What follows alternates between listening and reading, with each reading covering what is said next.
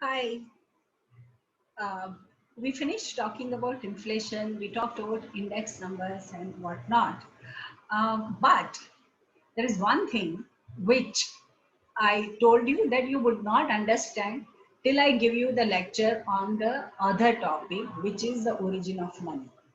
Unless you understand that, you are not going to be able to understand how deficit financing happens. Okay, so today I'm going to tell you about that entire history as to how money actually came into existence. How did human society come out with money? So, when we were in the times of the caveman, that time there was not much of exchange because people didn't have anything much which was extra. So that extra thing was something that they started getting only after settled civilization happened, and settled civilization happened with agriculture. So people started farming, people started staying in villages, they started growing crops, and as they started growing crops, they realized that they have nature gives you much more than you need as far as crop is concerned. So what they realized was that they have a lot of whatever they have grown, and they can actually give that and take from some people what they want from them. And so that is how the entire necessity for exchange happened. So exchange is the foundation of why money was needed, because now you have something extra, you want to give that extra thing, and you want to take from somebody what you don't have. So the society started off with barter exchange. Now, barter exchange was like, say, for example, I have apples and you have tomatoes, then I will exchange my apple with your tomatoes, and there is no money which comes into picture. You just exchange apple with tomatoes. You decide what should be the exchange rate, I mean, how much apples for how much tomatoes. You negotiate all that.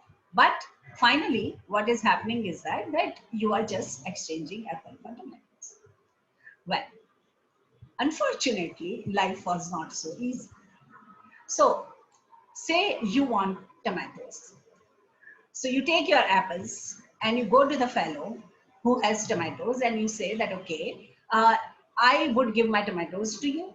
Sorry, I would give my apples to you, and you please give your tomatoes to me at whatever rate that we decide. The tomato fellow says that, forget it, I don't like apples. So, I don't want anything to do with apples. You go to somebody else. So the guy says, oh my God, now what do I do? So he says, okay, fine. So which is the fruit that you like? So he says that I actually like custard apple, sitafal. So I like sitafal. So this fellow says, okay, fine. So he goes to the fellow who grows sitafal. And then he says that, okay, so will you take my apples and give me your sitafals? And the fellow who is growing sitafal says that no, I'm not actually in need of any apples. What I actually need is bananas. So this fellow goes to the guy who grows bananas and he says that would you exchange my apples with your bananas? And to cut a story short, let's just say that okay, so the banana fellow says that yes, fine, you can get my apple. Okay. You can get my bananas and I'll buy your apples. Okay. So you exchange your apples with his bananas. Then you go to the fellow, give the bananas and take the sitafal from him. Then you take the sitafal to the fellow who has tomatoes, and then you take tomatoes from him. Imagine how much efforts. And that also assuming that you know who is growing sitafals and who is growing bananas. You have to go all across the town, maybe across many towns, to find what you want when you have to do barter exchange. This is a very difficult exchange. This is called coincidence of wants. If you want the technical term for it, it is called coincidence of wants. So just because I want something from you and I have something to give does not mean that the transaction would happen, because I want what you have, but you don't want what I have. There is no coincidence of wants. And so barter exchange was a very difficult exchange to make. So this was one thing, coincidence of want. There was another very big problem as far as barter exchange is concerned. Say, for example, instead of apples, I had a cow which is like, that gear cow, a cow which gives a lot of milk. It's a very sturdy cow. It's very healthy. It does not fall ill very easily. Very good cow. And it gives, as I said, a lot of milk also. So you go to someone saying that, look, I want to buy tomatoes and I have this cow and the cow gives a lot of milk. But the tomato fellow says that the amount of tomatoes you would need in exchange for a cow is so many that I don't have that many tomatoes. And anyway, I also, when I'm selling the cow, I don't want the tomato produce of the entire field. I just want about like 1 or 2 kg tomatoes. Now, I can't cut the cow because then it will not give milk anymore. So I can't cut the cow and the fellow can't sell the tomatoes to me. I have something to exchange. I'm left without it. Now, similar thing, if there is a diamond that I have or if there is a pearl that I have, very expensive, I can't cut it. And so I can't exchange it with lots of small little things that I have. Yeah. So this is what is the second problem, which is called indivisibility. So barter exchange mainly suffered from two major problems. One was coincidence of wants, and two, indivisibility. So the society very quickly getting tired of this very strange way of doing transactions. The society very quickly changed over to a commodity money economy. So what you do is you say that, okay, fine, I know that my apples will not be exchanged with your bananas. So what I'll do is I will exchange my bananas with something which everybody wants, which is say wheat. So whatever I'm selling or buying, first I'm going to be expressing the value of that item in terms of wheat. And every time I want to exchange, I'll just say, okay, here are the apples. I'm buying wheat in exchange. And I go to the fellow who is selling, what was it that he wanted? Tomatoes. Huh. So if he's selling tomatoes, I go with the wheat and I say, okay, here. So commodity money had to have this one very important characteristic that everybody should want it. And cereals were very easy thing to trade like that. And so the society very quickly changed over to the commodity money when everything was expressed in terms of say wheat, in terms of say barley, in terms of say chana, in terms of even seashells or things like that. But some commodity that I exchange with that commodity and I go to someone else and that person will be taking this commodity so that I don't have to worry about this coincidence of wants. So fine. Commodity money lasted for many hundred years. But as commodity money was being used, there were two very important parts of commodity money which came into picture. The first was that it wasn't durable. I mean, I might exchange wheat with you, but that wheat has already become bad. I would not tell you about it. I'll just give you the entire bag of wheat of 20 kg and you'll take it from me. And then after you dig through, you'll find that all the wheat which is at the bottom of the bag is rotten. Durability was a major problem. And it is not possible to sieve through and see each and every part of that bag. So it was durability became a major issue as far as cereals as commodity money were concerned. The second problem was portability. Let's say, for example, as I told you, I want to buy a car, or I want to buy gold, or I want to buy some diamond or something like that. Now, naturally, I'll require a lot of wheat for that, many bags of wheat. And if that fellow is in another city, Imagine carrying so many bags of wheat across two towns for and going through forest where there would be wild animals and things like this. It was very difficult. So, although the society traded with commodity money and cereals being used as commodity money, the society also realized that this is not the best solution to exchange. We need something more. That something more came when metals were discovered. So we realized that we could actually make metal out of the deposits that we find from, say, stones or from wherever. And when we started making metal, suddenly the question of money got solved. Because everybody wanted iron, everybody wanted copper, everybody wanted gold, everybody wanted silver. So all that we had to do was to just cut the pieces of metal. So it was divisible and it was durable because the metal would last for a very long time, and it was portable because you can make small pieces of that metal, and especially silver and gold and things like that. You can do all of that, and you will be basically solving all the problems that commodity money or barter exchange faced. So, quickly after the discovery of metal, the society settled for metal as money. That is how, guys, coins came into picture. And you will find that ancient civilizations, almost all of them, always used metal as money. But the way they used metal and the way we use metal is slightly different. And it is important for us to understand. So, as far as they were concerned, as I told you, they used to cut a small piece of that metal, or they used to make small pieces of that metal, and they used to trade. So, basically, every time you traded, you needed to weigh that metal, that this is 10 grams, this is 50 grams, or this is 100 grams, or whatever. So we had to weigh the metal. Okay.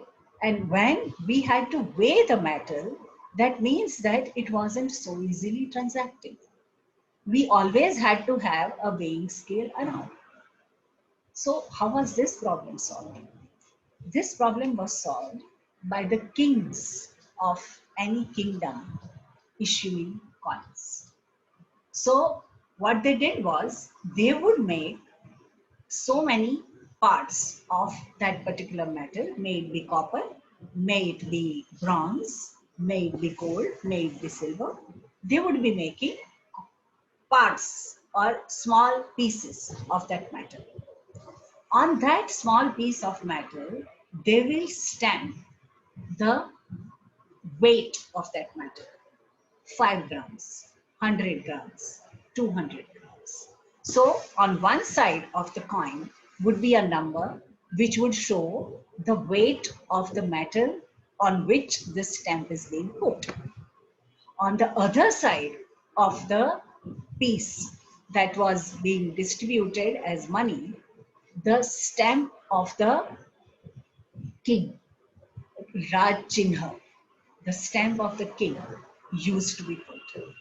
And that would kind of give that the authority that this is a reliable thing. This estimate that the metal is weighing so much is a reliable thing. So this is how metal coins started getting made, and this is how kings started issuing metal coins.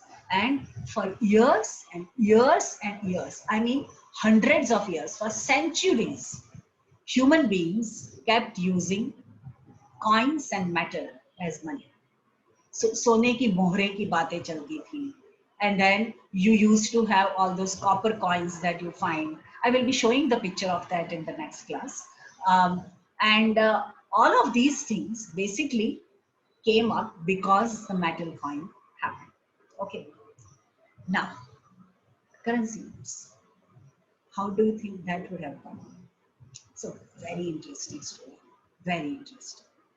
So, paper was invented. And once the paper was invented, it started getting used in many things. One of the things that paper started getting used in is to write an agreement.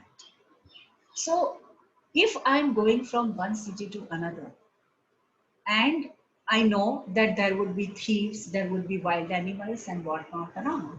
So what I did was, I would go to a trader's place who is trading between those cities.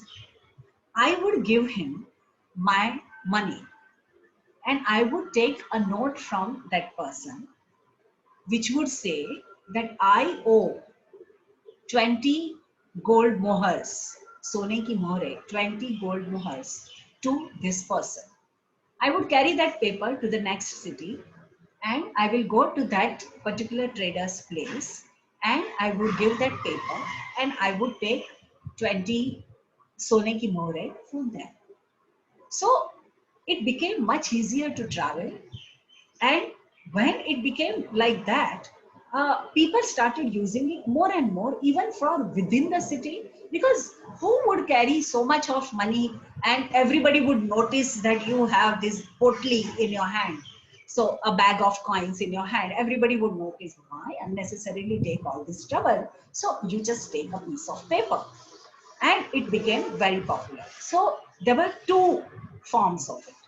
One was an IOU, where the trader writes, I owe Alka Parikh so much money. Okay, so that was one.